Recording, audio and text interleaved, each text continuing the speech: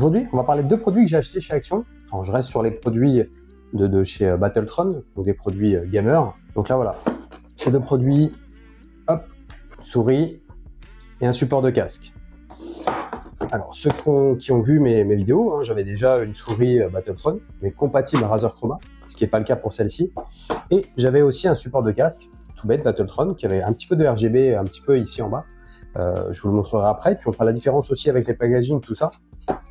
Donc voilà, alors ce sont deux produits qui sont exactement au même prix, c'est-à-dire 7,95 €, celui-là, et 7,95 € la souris, donc exactement le même prix. Ce qu'on va faire, c'est que je pense qu'on va faire deux vidéos, comme ça je pourrais m'attarder un petit peu plus sur la souris, voir ce que ça donne, parce qu'elle a des petites fonctions et tout, RGB, et la comparer surtout à la Battletron, et peut-être à une souris un peu plus qualitative, comme la MSI sans fil que j'avais testé. Et là, pareil, on va faire le comparatif entre le packaging, ce qu'il y a dedans, etc. Donc on va mettre pour le moment la souris de côté.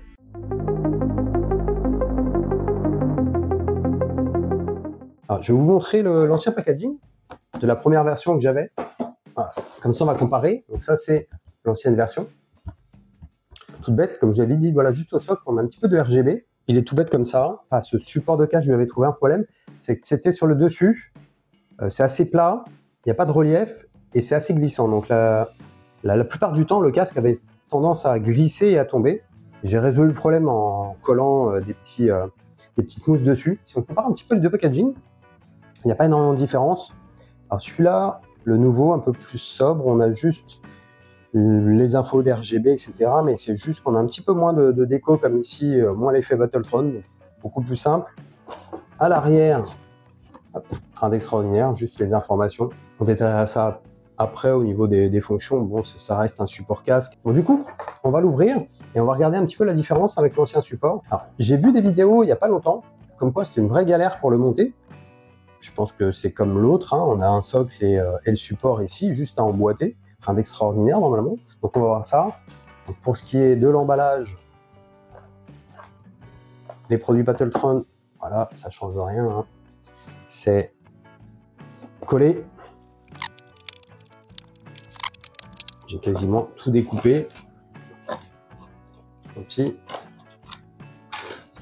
Faut espérer que tout se passe bien et j'ai pas besoin de le ramener.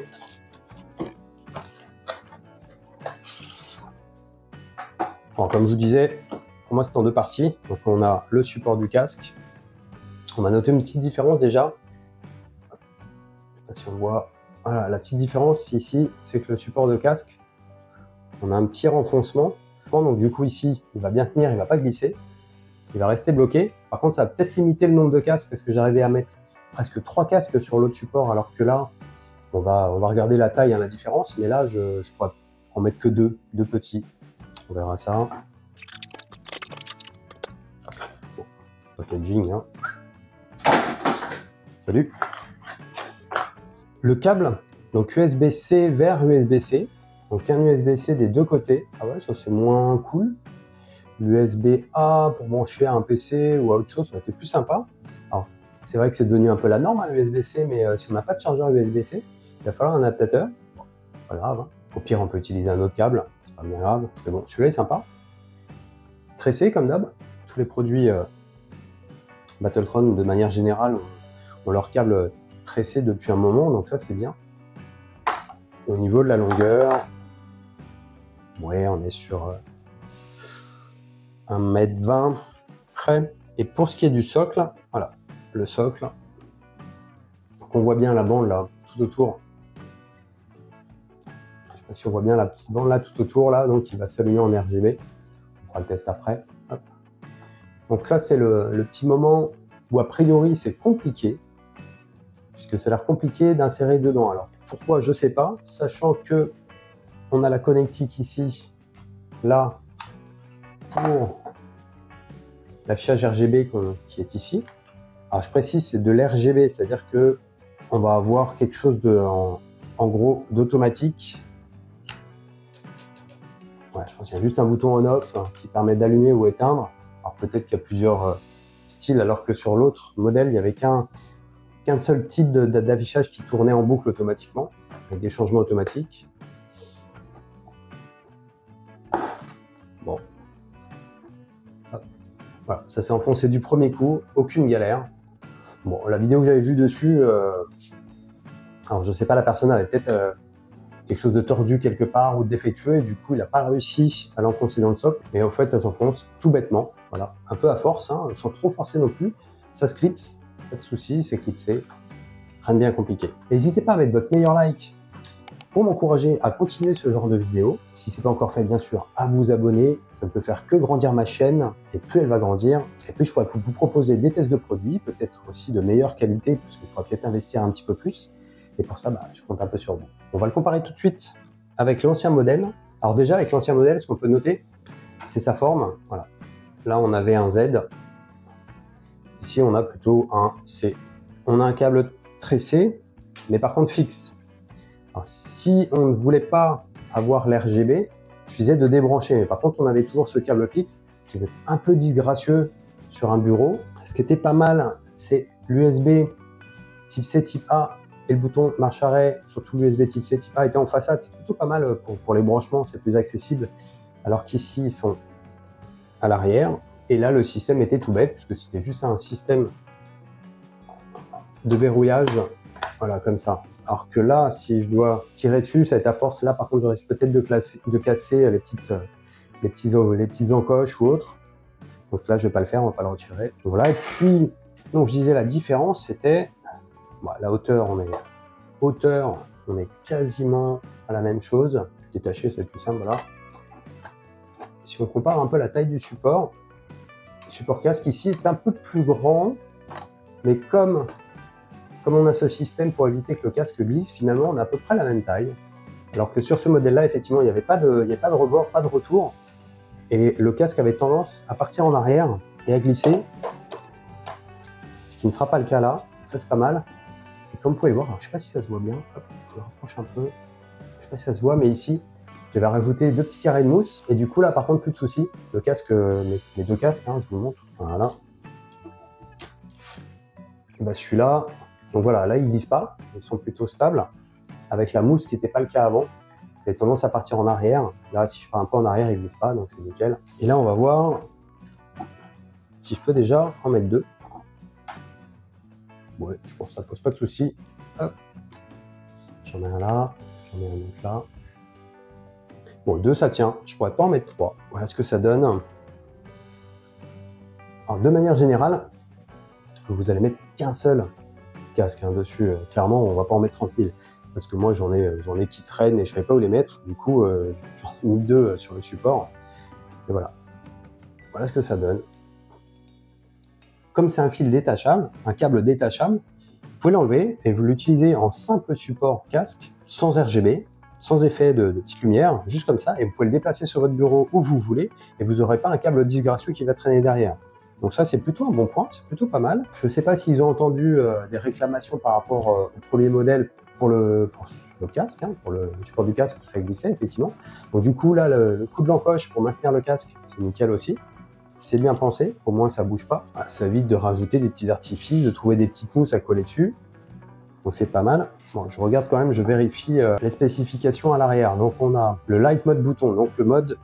Alors, il précise bien Light Mode bouton. Donc, je pense qu'en appuyant dessus ou en maintenant ou autre, on va voir, on peut changer, sachant qu'il n'y a pas de notice, on peut sûrement changer le type d'éclairage, lumière fixe, clignotante, variante, on verra bien. Donc là, on a un USB type C, un USB type A juste à côté et 2 USB type C. Donc j'imagine que les deux là, c'est peut-être pour faire de la recharge type hub ou autre, que je vois qu'on a du input power en 5 volts. Donc là, celui-ci, je pense que c'est le premier. Donc là, celui-ci, ça va être pour le branchement USB pour l'alimenter, pour alimenter l'RGB, qui permettra aussi d'alimenter les autres ports USB, puisque on est sur l'output de 1,5 volts sur l'USB-A en 2 ampères max, et sur les deux autres, on est à 3,5 volts en 2 ampères max sur les deux types C. Et il précise que all USB ports are charging ports. Alors, il précise bien que tous les ports USB sont uniquement pour la charge, c'est-à-dire que vous n'aurez pas de données. Donc, si vous branchez votre USB à votre PC pour alimenter ce boîtier, ça va juste permettre d'alimenter, de recharger un casque, un téléphone, ce que vous voulez, et ça va pas permettre de lire une clé USB ou autre dessus. C'est vraiment juste pour alimenter. Alors pour ceux qui sont intéressés, On est sur un produit qui fait 235 grammes, hauteur totale 27,2 et une base carrée, voilà, la base carrée là, de 13,4 par 13,4. Donc voilà, j'étais parti chercher un cordon, on va le brancher du coup. Alors je sais pas si ça se voit bien, là on a un effet lumière ici, okay. Et donc un effet là, changeant. Donc on va voir le switch, ce qu'on a. Là on n'a pas plusieurs LED qui changent, on a une couleur unique qui change. On a juste le petit logo Battletron, je sais pas si je l'avais, non, sur l'autre. Alors sur l'autre modèle, il n'est pas le petit logo Battletron, le petit casque logo Battletron, il est tout petit, hein, il est plutôt, voilà, c'est simple. Au niveau plastique, bon, c'est un peu cheap, hein. Je sais pas si on entend. Voilà, c'est pas, je pense qu'il marque en plus pas mal les doigts. Au moins il est mat, il n'est pas brillant. Je vois qu'il y a des petites rayures alors qu'il était emballé, donc je pense qu'il marque assez facilement, il doit s'abîmer assez facilement. Bon après on est quand même sur un produit à 7,95 €, hein, à 8 €. Alors juste pour info aussi, l'ancien support, le modèle que j'avais avant, le modèle juste avant celui-là, il était à même pas 5 €, 4 et quelques, hein, de mémoire. Après, à 7,95 €, on reste vraiment sur quelque chose de pas cher du tout. Donc merci Action là-dessus pour leurs efforts de design produit un peu sympa, un peu gamer et surtout très accessible. En sachant, moi j'ai pas de gros casques gaming, hein, j'ai des casques plutôt de travail. Voilà. Voilà ce que ça donne. Après, on va faire la même chose, mais je vais fermer les volets. Alors, c'est pas hyper flagrant, mais on le voit quand même, alors qu'on est en plein jour, donc ça pourrait être vraiment manquer de puissance et qu'on le voit pas du tout, alors qu'on le voit un petit peu, donc ça va. Et si je mets un casque un petit peu plus gros, voilà, je pense qu'avec un joli casque gamer, un peu sympa, voilà, sur votre bureau, ça peut être toujours joli. Ce qu'on a tendance souvent, c'est à avoir des crochets en dessous ou autre, et puis à cacher ses casques quelque part.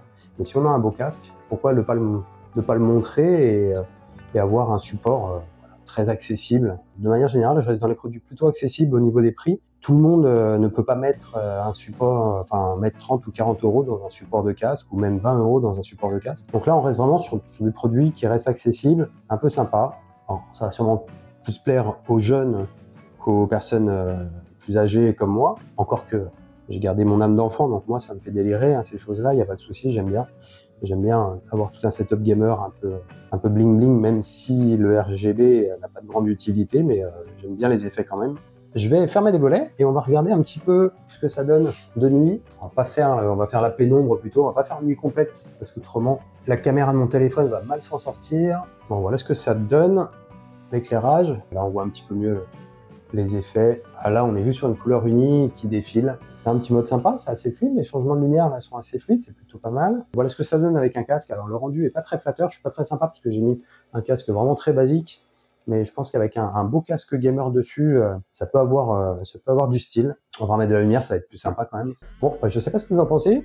Moi je trouve que pour 7,95 €, c'est pas mal. Dites-moi tout en commentaire. Le côté RGB, si c'est trop bling bling, c'est pas génial. Est-ce que pour 7,95 € c'est trop cher? Ou est-ce que pour vous ça les vaut? Alors moi perso, je trouve que 7,95 € c'est pas extrêmement cher.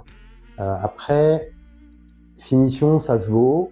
On gagne sur la stabilité du port du casque. Non, perso, je trouve que ça vaut ces 7,95 €. Voilà, à peine 8 €, ça les vaut. Ils ont fait quelques efforts par rapport au premier produit, donc c'est pas mal. Je dis que ça les vaut. Si on a un petit budget ou si on veut débuter, je trouve toujours sympa de pouvoir acheter des produits comme ça quand on n'a pas les moyens de mettre beaucoup plus cher. N'hésitez pas à me dire ce que vous en pensez en commentaire, ça me fera plaisir. Alors vous verrez la semaine prochaine le test de la souris. En tout cas, on a fait le tour et je vous dis à la prochaine vidéo.